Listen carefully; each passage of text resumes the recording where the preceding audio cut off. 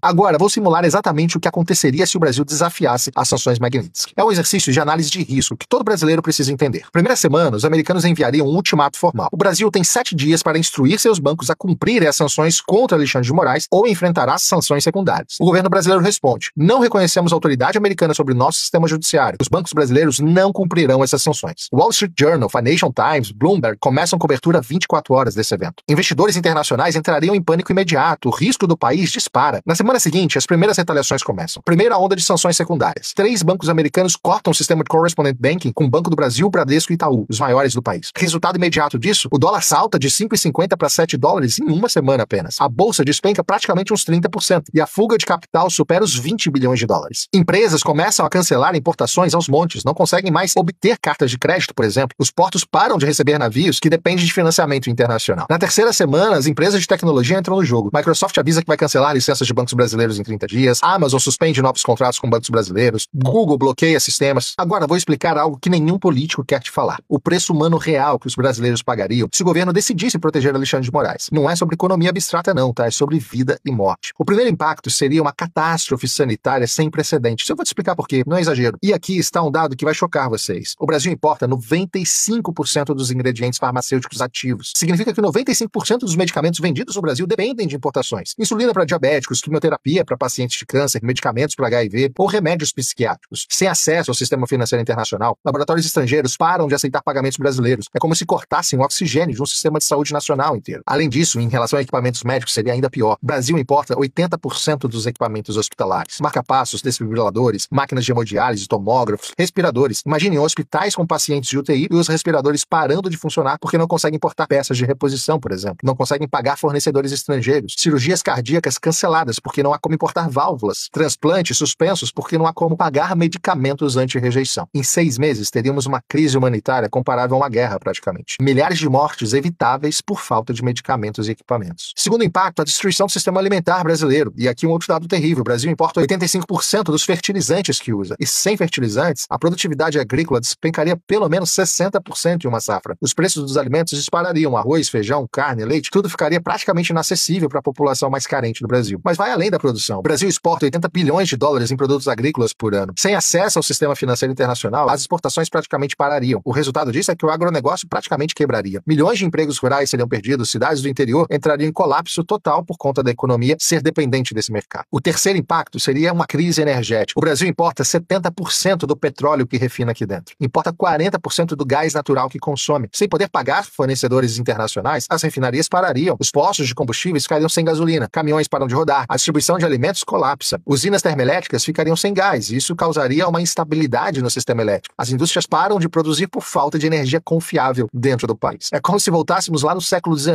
Economia baseada em carvão e lenha, desenvolvimento de décadas perdido em meses. O quarto impacto é que o Brasil vira um país isolado tecnologicamente. Sem Google, sem Microsoft, sem Amazon, sem Apple. As universidades perdem acesso a jornais científicos. Os pesquisadores ficam isolados da comunidade internacional. A medicina perde acesso à base de dados médicas globais. Empresas perdem acesso a softwares internacionais e bancos ficam sem sistema de segurança atualizados. Fintechs param de funcionar e estudantes não conseguem usar plataformas educacionais internacionais. O Brasil vira um país academicamente isolado, como a Coreia do Norte é, por exemplo. E, obviamente, um outro impacto é o êxodo massivo da classe média alta. Qualquer brasileiro que tenha condições financeiras tentará sair do país. Médicos, engenheiros, cientistas, empresários, todos tentando emigrar antes que seja tarde demais. É como se o cérebro do país fosse sugado para fora. Universidades ficam sem professores qualificados, hospitais sem médicos especialistas, empresas sem executivos competentes para liderá-las. Em 2 anos, o Brasil perderia 30% de sua população mais qualificada. É um genocídio intelectual isso. O sexto impacto seria a destruição do sistema previdenciário. Imagina fundos de pensão brasileiros que têm 50% de investimentos em títulos estrangeiros. Com essas aplicações congeladas, aposentadorias poderiam parar de ser pagas. É como se roubassem décadas de contribuições previdenciárias e idosos ficam totalmente desamparados, com famílias inteiras entrando em completo desespero. E aqui está o dilema moral que vai definir o futuro do Brasil. De um lado, proteger a independência de um ministro do STF. Do outro, proteger 220 milhões de brasileiros de uma catástrofe humanitária. De um lado, manter o orgulho nacional. E do outro, evitar que milhares morram por falta de medicamentos importados, por exemplo. De um lado, resistir ao imperialismo americano. E do outro, permitir que o Brasil continue negociando com todo o restante do mundo. A realidade é que a soberania é um luxo que países dependentes não podem pagar. E o Brasil é brutalmente dependente do sistema internacional. Não temos medicamentos próprios, não temos fertilizantes próprios, não temos tecnologia própria, não temos sistema financeiro independente. Somos um país com pretensões de potência, mas com a vulnerabilidade de um país subdesenvolvido. E essa contradição seria exposta de uma forma brutal. A realidade é brutal, mas precisa ser dito. O Brasil não tem condições de desafiar o sistema financeiro americano. A Lei Magnitsky não é apenas uma ferramenta jurídica, é uma arma geopolítica que pode destruir economias inteiras, como já fez antes. E o Brasil está totalmente vulnerável a ela. A verdadeira lição aqui não é sobre Alexandre de Moraes ou STF, é sobre poder real no mundo moderno. Poder real não está em constituições ou soberania formal, está no controle de sistema financeiro global. E esse controle está lá em Washington. O que vai acontecer nos próximos meses determinará não só o futuro de Alexandre de Moraes, mas o futuro da relação entre Brasil e Estados Unidos. Uma coisa é certa, a hora da inocência acabou. Autoridades brasileiras agora sabem que estão sujeitas ao escrutínio americano. E saiba, isso muda todo o jogo. Se você quer entender como essas pressões geopolíticas afetam sua vida, se inscreva no canal. Na próxima semana vou explicar como os outros países criaram sistemas financeiros alternativos e por que eles fracassaram. E deixa nos comentários, você acha que o Brasil deveria resistir ou ceder às pressões dos americanos? O debate está aberto, mas as consequências, elas são reais. No final das contas, estamos assistindo o maior teste de soberania nacional da história brasileira recente. E a conta desse teste pode ser paga por cada um de nós. Porque quando impérios financeiros entram em guerra, quem paga o preço acabam sendo os cidadãos comuns.